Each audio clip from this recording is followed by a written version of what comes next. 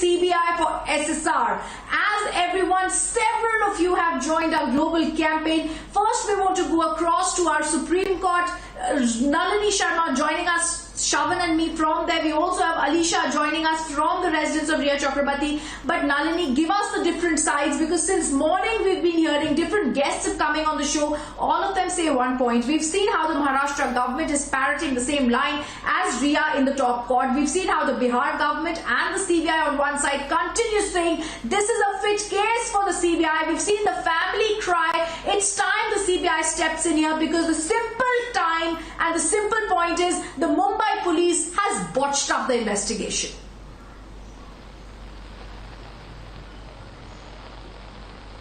Well, absolutely, and there's no doubt about the fact that it's a very crucial day today in the Supreme Court, because today is essentially going to determine how the course of investigation is going to proceed from now on, whether it's going to be the CBI who's going to investigate the case, or whether it's going to be the Bihar police or the Mumbai police.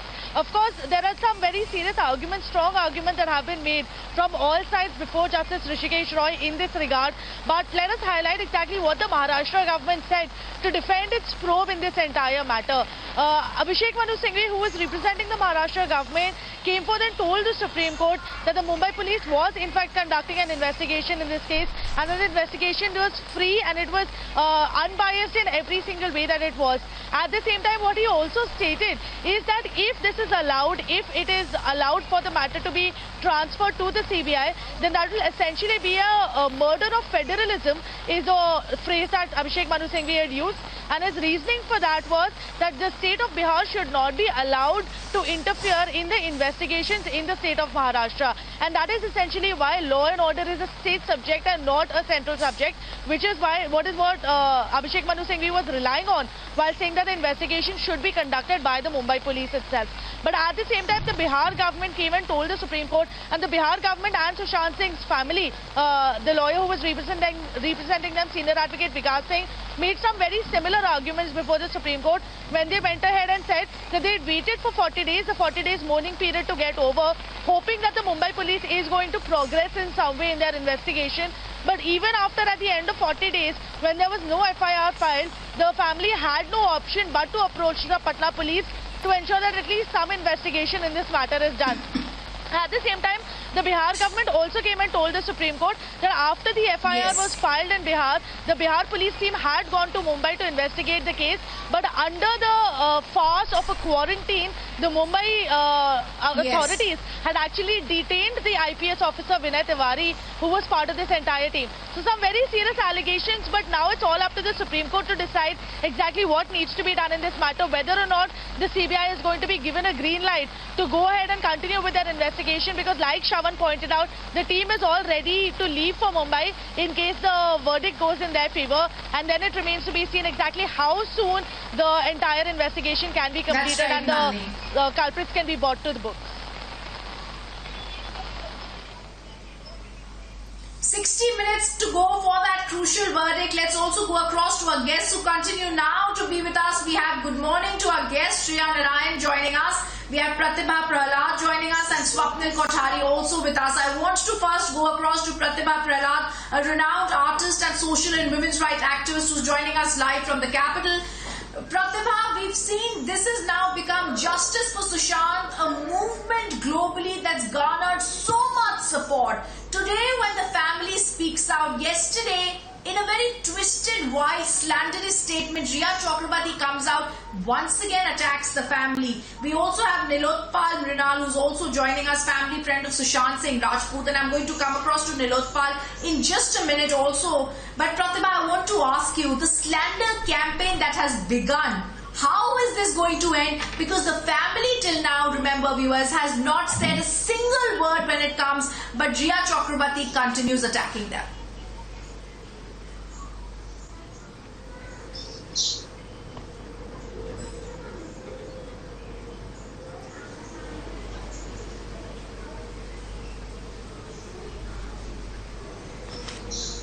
Pratibha, if you can hear me, how is it the wild slanderous campaign continues with accused number one that's been made by CBI, that is Rhea Chakrabarti?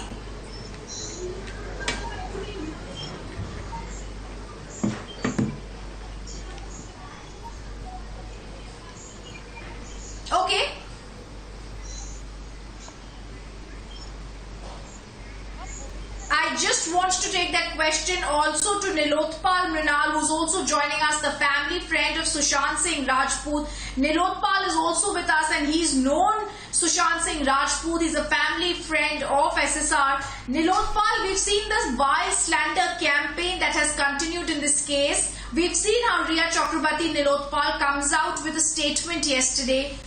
How do you view this? When was the last time you spoke with Sushant Singh Rajput? What are your thoughts on how she was alienating the family from SSR? See,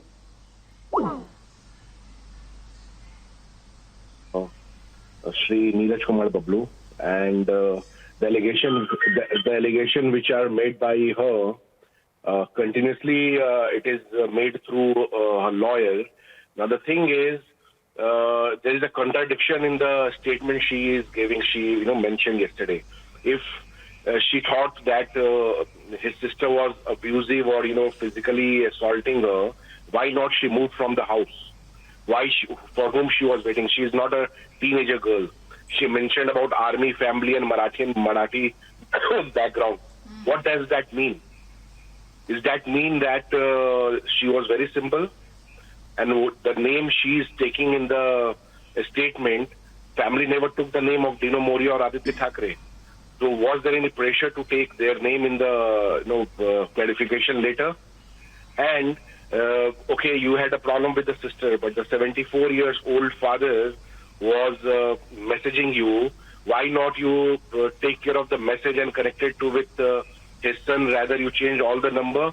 And when you were taking care of SSR so much, why not you join the campaign and start for his justice? And when 15 July you asked for CBI, when CBI was getting ready, you opposed it. So the thing is, I know it is a statement in frustration, and but justice will come. We believe in judiciary system. I think the voting will come out in a positive way, and all the acting what she is doing right now, CBI will take care of it. Let me also bring in Shreya Narayan, who's joining us on this broadcast. Shreya, as Rhythm was also pointing out, that there has been a deliberate attempt that has been made by Team Rhea to slander the family members. But the fact of the matter is that almost every party that has been related to this entire investigation, they've had their own vested interest. Take a look at what Mumbai police had to do. There was a suicide narrative that was being peddled. There's a depression theory that is being peddled. There is another faction that there was a rift between the family and the late actor. None of them really focused essentially on what was supposed to be done, what led to the death. The mysterious death, that in itself should have been probed, but no one seemed to have been bothered about, especially the investigative agencies here. Yes, in fact, one of the most surprising things is that even the lawyer yesterday, Mr. Manu Singhvi, when he knows the 2013 amended laws as far as the SC single judge bench and 3-judge bench is concerned, yesterday he tried to cast aspersions even on that. At such a last moment, he as a lawyer knows that in 2013 the laws were amended and a single bench judge can actually pass a verdict on anticipatory bails and jurisdiction and transfer of cases from one state to another.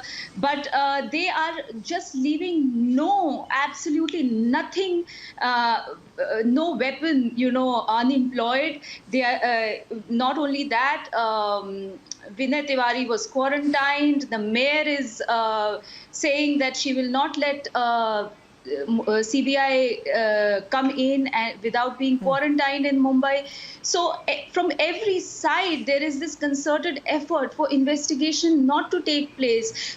Everybody is just trying to attack something in the periphery of this investigation. And as you said, that there is slander of the family.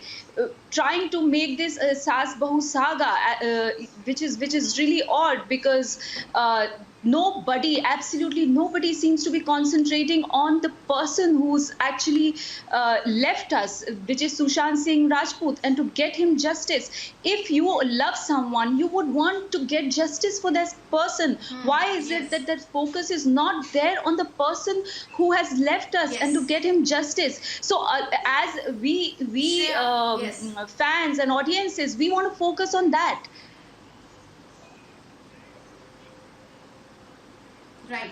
I also want to, Shreya, go across to Priyanka Tibrewala. And Priyanka, the only question we ask here, where is the mystery woman? Why in the statement that has come out by Riya Chakrabarti yesterday has no glance been given to that? Why is everyone quiet on who the man in the black shirt with the cap was when we are doing a 24/7 surveillance of a man and we have our reporters and our SI team on behind Dipesh Sawant? What sort of access does he have that he is able to run from one place to another? These are investigative questions that a monologue by Riya Chakrabarti does not seem to answer. It's very strange. On the eve of a Supreme Court verdict, a monologue is given out by her. Is she panicking?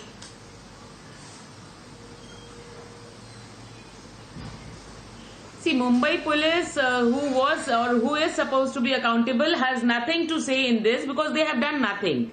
Everything has been done by the media, but even then Mumbai police acted as if they were blind and they were not seeing anything, and they were deaf and they did not hear anything. But speaking about this, there's a one pertinent thought which comes to my mind is, now nobody is questioning Riya Chakrabarti for changing her stand after she has realized that things are not going according to her whims and fancies. She can change her stand now and nobody is there to question her. But they were questioning the father who was mourning his son's death, and then they said that in his statement, at that point of time, while he was mourning, he did not mention about a murder or a suicide or abetment to suicide. Then he did not mention anything, and now after that it is afterthought. So you question a father who has lost his son, but you do not question an accused in the matter for changing her stand. Now that is not understandable, but everybody can understand that Riya is very insecure now. She doesn't want that there should be a fair investigation. That is why she was so secured with Mumbai police carrying on the investigation. And just one more thing, people who are questioning the federal structure and even the lawyer representing the Maharashtra government, questioning and so concerned about the federal structure, he is such a big advocate. Let me also remind him once again that many a times in most of the judgments, it has been laid and said about our federal structure that if it is found that it is violated by any legislative actions, then in our constitution there is provision that the courts will act as guardians. And they will make sure that the constitution is in safe hand, and there is a remedy which is provided under Article 32 to Supreme Court. So let court do the needful.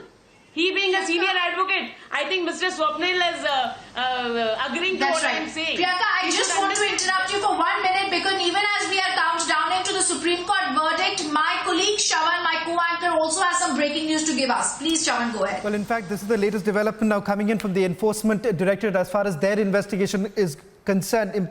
4 important points, Rhythm. One, that the Enforcement Directorate has essentially found out that in a short period of time, big cash withdrawals are visible in the accounts of Sushant Singh Rajput. Now, in totality, almost there are about 60 lakh rupees in cash that have been withdrawn from the account of Sushant Singh Rajput. The Enforcement Directorate is essentially investigating the rationale behind such cash withdrawals. Both ATM as well as self-check withdrawals are essentially visible. So these are the 4 important developments as far as the money laundering case that is now being probed by the Enforcement Directorate. Remember, they're essentially looking at who has taken those decisions, because the allegation that has been leveled by the family members of the late actor is the fact that Riya Chakrabarti was actually taking those decisions. Let me quickly get in Swapnil Kothari. Swapnil, once again, the Enforcement Directorate essentially looking into these developments in this case, money laundering case, and somewhere down the line, almost every testimony indicated that Riya Chakrabarti and her family members were controlling Sushant Singh Rajput's bank accounts. Yes, I'll give you 2 sides to this argument. The first side is that what you are saying is correct, that she tried to alienate him. She went on from a regular housing society to a rented flat, and then she tried to alienate and estrange Sushant from his family members, casting aspersions on the father and on the sister, so that she could siphon off the funds. Now, that is one aspect of it, and which is appropriate, and but there is another aspect to it. That in a court of law, when you put forth this argument, you have to have much, much more corroborative proof other than this situation that she had, her fingers on the, on the accounts and everything, that she had access to that. Because she was living in with this man, remember, Shravan? So that, the point is that if he has given access to her, being a man enamored or, with this woman, then there is, it's going to be difficult for the enforcement director to prove that, she had no access and she hoodwinked this man into giving that access. That is something which they will have to have more corroborative proof. Otherwise, when you and who is objecting to this? The immediate family members of Sushant, which is bound to be in the case of a dead person. You have many relatives, Shravan, have done many cases in the probate petitions and letters of administration, in the testamentary law, where, you have several members and family members who suddenly crop up. Ki main beta hu, main beti hu, main behan hu, ye hu.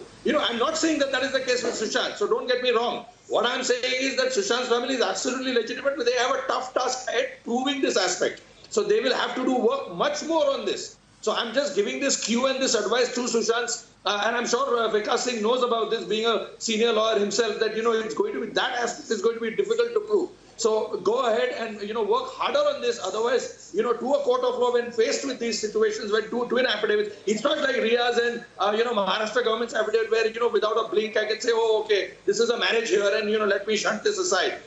This is going to be a little difficult, a tad little difficult. Yes. I also, Swapnil, wanted to go across to Pratibha, who's...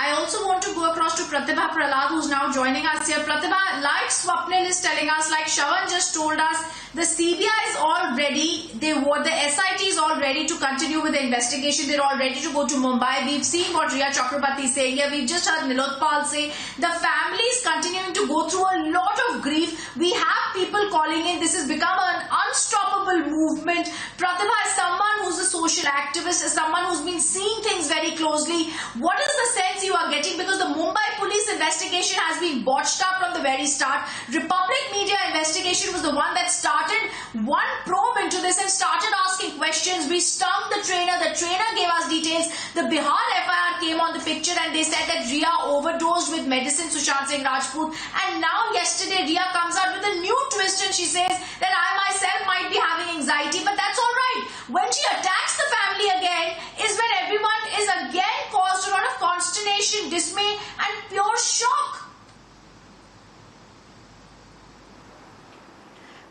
Rhythm, good morning, and I just have to say kudos to you, to Republic TV, to your team, and to Arnab Goswami for this relentless pursuit of truth. And I say this again with conviction, because initially when this thing happened, I was very, very saddened by the demise of this young, handsome man, and I wondered what his stories may be. But you are unraveling the truth step by step, day by day, and each day that one watches the news or one reads the papers, you have new facts on the table. And all that I'm saying is if everybody wants justice, which is what all of us want, I presume, then why is Maharashtra government opposing a central agency inquiry? All that we are saying is that Mumbai police has, of course, botched up, because from the visuals that you have shown on your television, the dressing up of the crime scene, a person running in and out with a black bag, a lady who's running in and out. They haven't even cordoned off the crime scene. They haven't checked for fingerprints. The police themselves are tampering with evidence. So when you see things like that, doubts crop in people's minds. They wonder what the hell is happening. And naturally, the family wants a closure. And the family does not trust that this closure can come to them, to the Mumbai police, who they think is hand in glove with some powers that be. So I don't understand why, this Chief Minister Uddhav Thackeray can't redeem himself, and why can't they withdraw even at this last moment, and they themselves recommend to the Supreme Court that there should be a CBI inquiry, because that will give an impartial kind of a, feel that there's going to be an impartial team that's investigating this whole story, and let the truth come out, because all of us are in the on the side of truth. So why are we even debating? Because we all have to be on the side of truth and justice for this young man and for his family.